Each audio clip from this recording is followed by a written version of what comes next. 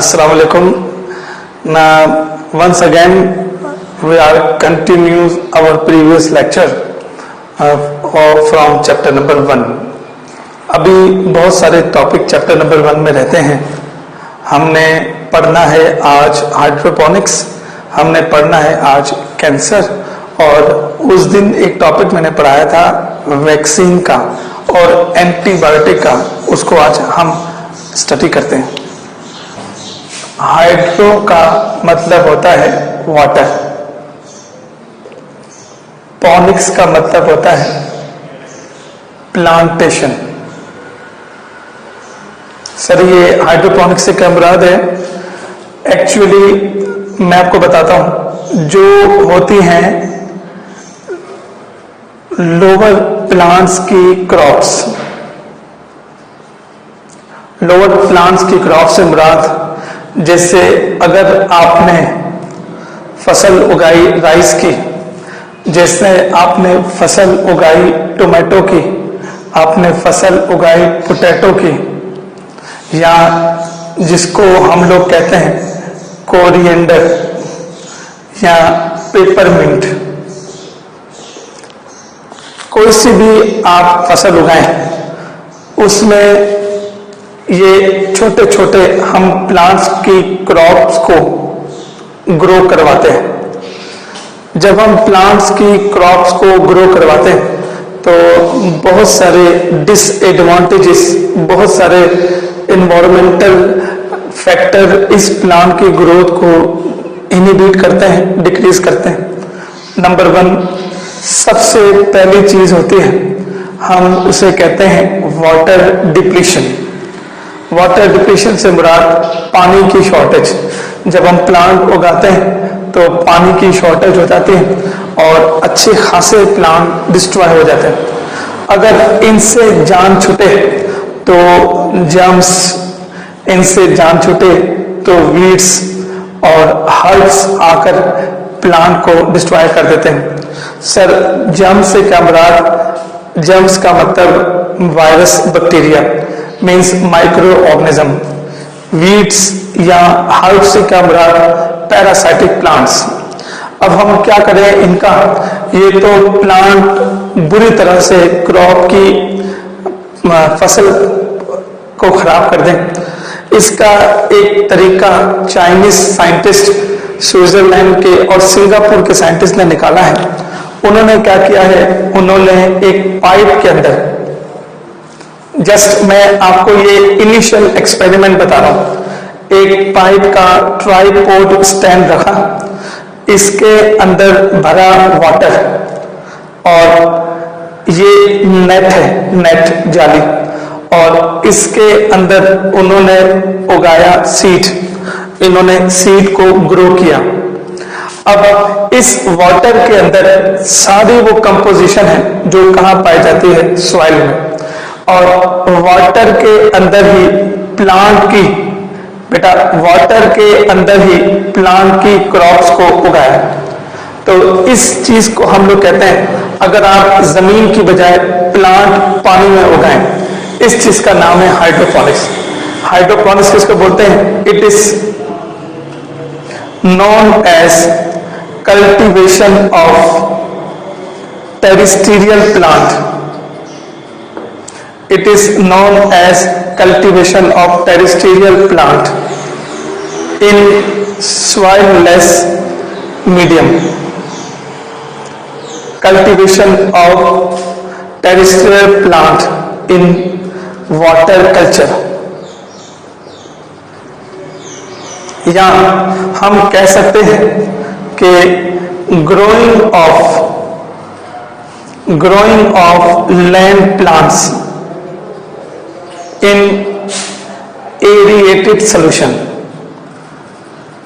अब सर इससे क्या मुराद? वो प्लांट जो जमीन में उगते हैं उनको आप एरिएटेड सोल्यूशन में उगाएं. What does aerated solution mean? Aerated solution means वो सोल्यूशन जिसके अंदर सेम कंपोजिशन होती है मिनरल्स की, वाटर की, जो सॉइल में पाई जाती है. ये तजर्बा पूरी दुनिया में कामयाब हुआ है और इस तजर्बे को लेकर बहुत सारे लोग बहुत बड़ी बड़ी प्लांटेशन, बहुत बड़ी बड़ी फसल वगैरह उगा रहे हैं। सबसे पहला एडवांटेज हाइड्रोपोनिक्स का वो ये है कि they have no any deficiency of water. इनमें कोई भी अब पानी की कमी नहीं होगी। हाइड्रोपोनिक्स में सब पानी की कमी क्यों नहीं होगी? वो पानी की कमी इसलिए नहीं होगी कि वाटर उग ही पानी में रहे, ग्रोथ ही पानी में कर रहे हैं। नंबर 2, ये जो सोल्यूशन है इसमें हर्ब्स कभी आ ही नहीं सकते क्योंकि हर्ब्स हमेशा सॉइल में उगते हैं। इसमें कभी जर्म्स आ नहीं सकते क्योंकि ये जो वाटर है ये स्टीलाइज्ड वाटर है और ना वीड्स, ना हर्ब्स, ना जर्म्स। सर और कोई फायदा? जी हाँ बेटा, नंबर 3 तीसरा फायदा ये है कि इसमें जो एरिया ऑफ कल्टीवेशन है, the area of cultivation they become, जरा मुझे पढ़ के बताना बेटा क्या है? रिड्यूस। एरिया इसमें कम हो जाता है, तो जब कम होता है तो प्रोडक्शन ज्यादा हो जाती है। नंबर 4, किसी दुनिया के इलाके में, शहर के इलाके में, दुनिया के किसी कंट्री में कुछ फसल नहीं बन पाती क्योंकि उसकी सॉइल फेवरेबल नहीं है। हर किसी की अपनी अपनी स्पेशलिटी, फ्रूट, वेजिटेबल्स होता है। हाइड्रोपोनिक्स ने आके वो फर्क खत्म कर दिया। अब क्या होगा कि आप एनी टाइप या आप डिफरेंट टाइप ऑफ क्रॉप्स को, ये देखें, आप डिफरेंट टाइप्स ऑफ क्रॉप्स को उगा सकते हैं in a remote area of world. तो ये इसकी खासियत है। These are the advantages of hydroponics. आखिरी एडवांटेज और मैं आपको बताता हूं, वो आखिरी एडवांटेज ये है कि आप मिनरल्स की अगर डिफिशिएंसी करें just because of based on the experiment, अगर आप एक्सपेरिमेंट के बेसिस पे किसी जगह पे मिनरल्स की डेफिशिएंसी करें तो आपको उसके साइन सिम्टम पता चलेंगे।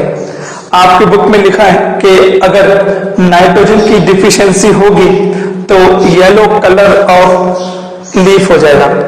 अगर बेटा फास्फोरस की कमी होगी तो फास्फोरस की कमी प्लेट ग्रीन कलर हो जाता है। अगर हम बात करें पोटेशियम की कमी तो उसमें ब्लूश ग्रीन कलर हो जाता है। अगर हम बात करें मैग्नीशियम की कमी तो उससे बेटा कौन सा कलर होता है? ब्राउन कलर हो जाता है। तो ये वो कलर्स हैं जो आते हैं ड्यूरिंग द डिफिशिएंसी। फिर हाइड्रोपोनिक्स के बाद उस दिन का एक टॉपिक रह गया है, वो मैं आपसे डिस्कस करता हूं और उस टॉपिक का नाम है वैक्सीन। वैक्सीन लफ्ज निकला है वैक्सीनोस से। वैक्सीनोस का मतलब होता है काउस मिल्क। वैक्सीन है क्या चीज? वैक्सीन पढ़ने से पहले आपको पढ़ना पड़ेगा what about the immune system. Immune system हमारी बॉडी का एक तरह से डिफेंसिव सिस्टम है। इम्यून सिस्टम हमारी बॉडी का प्रोटेक्टिव सिस्टम है जो हमारी बॉडी को प्रोटेक्शन देता है। ये वही इम्यून सिस्टम है जो दो में डिवाइड है। एक जिसको हम लोग कहते हैं बी सेल्स, एक जिसको हम लोग कहते हैं T cells. B cells means ये वो सेल्स हैं जो बोन मैरो से निकले। टी सेल्स वो सेल्स हैं जो थाइमस ग्लैंड से निकले। ये जो बी सेल्स हैं they act as anti bacterial activity. अगर ह्यूमन की बॉडी में कोई बैक्टीरिया आ जाए तो बी सेल्स को डिस्ट्रॉय कर देगा। अगर हम बात करें टी सेल्स की तो T cells act as anti viral activity. और इस टी सेल्स की आगे 3 टाइप्स हैं। नंबर 1, एक जिसको हम लोग कहते हैं हेल्पर टी सेल्स, एक जिसको हम लोग कहते हैं साइटोटॉक्सिक टी सेल्स, और एक जिसको हम लोग कहते हैं मेमोरी टी सेल्स। अब सवाल ये पैदा होता है कि सर ये क्या काम करते हैं? बेटा हेल्पर टी सेल्स रिकॉग्नाइज करेंगे, हेल्पर टी सेल्स आइडेंटिफाई करेंगे बीमारी को। साइटोटॉक्सिक सेल उस वायरस जो बीमारी करवाता है उसको वो मुकम्मल तौर पर बेटा क्या करेंगे, डिस्ट्रॉय। और मेमोरी टी सेल्स उसकी मेमोरी को अपने अंदर करेंगे स्टोर। किसकी मेमोरी को, जीन की। तो याद रखिएगा ये जो हम पोलियो की वैक्सीन बच्चों को पिलाते हैं उसमें असली मगर होते हैं इनएक्टिव पोलियो के वायरस। आपको पता है जैसे ही वो वायरस जाते हैं ब्लड के, बेटा कहां पर जाते हैं, प्लाज्मा में। तो हेल्पर सेल्स उस ब्लड के प्लाज्मा में उस वायरस को बेटा क्या करते हैं, रिकॉग्नाइज करते हैं। साइटोटॉक्सिक सेल उसको डिस्ट्रॉय करते हैं और मेमोरी सेल स्टोर करते हैं। अब इससे क्या होगा, इससे ये होगा कि वैक्सीन ने उनकी इम्यूनिटी को पहले से ज्यादा स्ट्रॉन्ग कर दिया। मैं आपको ऐसे बताता हूं, कोई आपसे पूछे व्हाट डज वैक्सीन मीन्स, तो वैक्सीन का मतलब होता है, वैक्सीन का मतलब होता है इट इज अ मेथड और known as it is a technique, एक ऐसी technique which are used for stimulate, which used for activate, which used for enhance the immune system of host body। तो कोई पूछे वैक्सीन क्या है, तो vaccine immune system को स्ट्रॉन्ग करती है अगेंस्ट अ पर्टिकुलर डिजीज। कुछ वैक्सीन से मुतालिक क्वेश्चंस हैं। दुनिया की सबसे पहले फर्स्ट एवर जो वैक्सीन इन्वेंट की थी, दुनिया की फर्स्ट एवर जो वैक्सीन इन्वेंट की थी वो की थी एडवर्ड जेनर ने। और ये एडवर्ड जेनर को कहा जाता है, he was called as founder of immunology.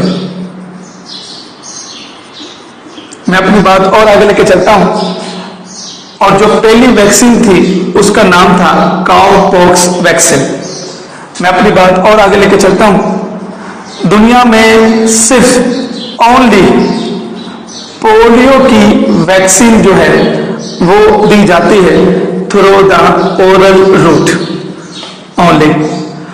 पूरी दुनिया में सिर्फ पोलियो की वैक्सीन ऐसी वैक्सीन है जो दी जाती है ओरली। कोई वैक्सीन ओरली नहीं दी जाती, सारी वैक्सीन इंजेक्ट की जाती है। अगर हम थोड़ा सा और आगे चलें तो अभी तक हेपेटाइटिस सी और HIV की they have no any type of vaccination. अभी तक इनकी कोई वैक्सीनेशन इजाद ही नहीं हुई। आगे चलते हैं। अगर आपसे पूछें कि वैक्सीन किसको कहते हैं, तो वैक्सीन का असल में मतलब है इम्यूनाइजेशन। फिर नेक्स्ट चलते हैं, नेक्स्ट दूसरे टॉपिक की तरफ, और उस टॉपिक का नाम है कैंसर। कैंसर का मतलब होता है क्रैब। क्रैब का मतलब होता है दे आर हाईली स्प्रेड। याद रखना कैंसर क्या है, it is abnormal condition of body जिसमें बॉडी के ओन सेल, बॉडी के अपने सेल्स, बॉडी के अपने टिश्यू जो है वो ओवर प्रोडक्शन कर जाते हैं। बॉडी के अपने सेल ओवर प्रोड्यूस हो जाते हैं, ओवर रिप्रोडक्शन करते हैं, ओवर ग्रोथ करते हैं। बॉडी के अपने cell due to some internal और due to some external stimulus. तो याद रखना कि जो कैंसर है उसको हम लोग कहते हैं it is known as non communicable disease. Non communicable disease का मतलब होता है वो डिजीज जो कम्युनिटी में नहीं फैलते। अच्छा सर ये बताइएगा, what are the causes of cancer? Cancer के कॉजेस क्या है? सबसे पहला कॉज कैंसर का वो है नंबर 1, जिसको हम लोग कहते हैं हेरिडिटरी। हेरिडिटरी का मतलब होता है family history. Number 2, continuation of irritation body tissues. Body के टिश्यूज में कंटिन्यूस अगर इरिटेशन हो, कंटिन्यूस कोई चीज डिस्ट्रॉय करे तो वो चीज ओवर प्रोडक्शन हो जाती है। अगर मैं आगे चलूं हेरिडिटी कंटिन्यूस इरिटेशन के बाद तो वायरल इन्फेक्शन भी करवाता है। उनमें एक का नाम है साइटोमेगालो वायरस। अब आपके पास पेशेंट आया और वो कैंसर का पेशेंट है। Now you have treat this patient. Cancer की स्टडी को हम लोग कहते हैं ऑन्कोलॉजी। ये अब किस तरह से इसको पढ़ेंगे? ट्रीटमेंट 2 तरह की ट्रीटमेंट है। नंबर 1 ट्रीटमेंट को हम लोग कहते हैं कीमोथेरापी। नंबर 2 ट्रीटमेंट को हम लोग कहते हैं रेडियोथेरापी। और नंबर 3 ट्रीटमेंट को हम लोग कहते हैं it is known as surgery. अब आपके पास पेशेंट आया, how can you deal? Chemotherapy का मतलब होता है ऐसे केमिकल एजेंट जो डिस्ट्रॉय करते हैं कैंसर के सेल को। केमिकल एजेंट जो डिस्ट्रॉय करें कैंसर के सेल को वो कौन कौन से हैं? जैसे आपका सिंथेटिक बनाया हुआ न्यूक्लियोटाइड एडेनिन, ग्वानिन, साइटोसिन वगैरह। अगर हम रेडियोथेरापी की बात करते हैं तो इसके अंदर अल्ट्रा वायलेट या हम इसके अंदर रेडिएशन यूज करते हैं ताकि कैंसर के सेल को उधर ही हम बर्न आउट कर दें। और सर्जरी 2 तरह की होती है। एक कहलाती है एक्सिशन सर्जरी और एक कहलाती है इंसिशन सर्जरी। तो ये हमारा आज का लेक्चर है। मैं चाह रहा था कि थोड़ा आपको बताऊं हाइड्रोपोनिक्स के बारे में, वैक्सीन के बारे में, और आपको मैं बताऊं कैंसर के बारे में। तो आज इतना रखते हैं। मैं आपको कंटिन्यू कराऊंगा। अब नेक्स्ट क्लास इसी की पीपीटी में लेता हूं, फिर मैं आपको एमसीक्यू सॉल्व कराऊंगा। थैंक यू बेटा, थैंक यू वेरी मच।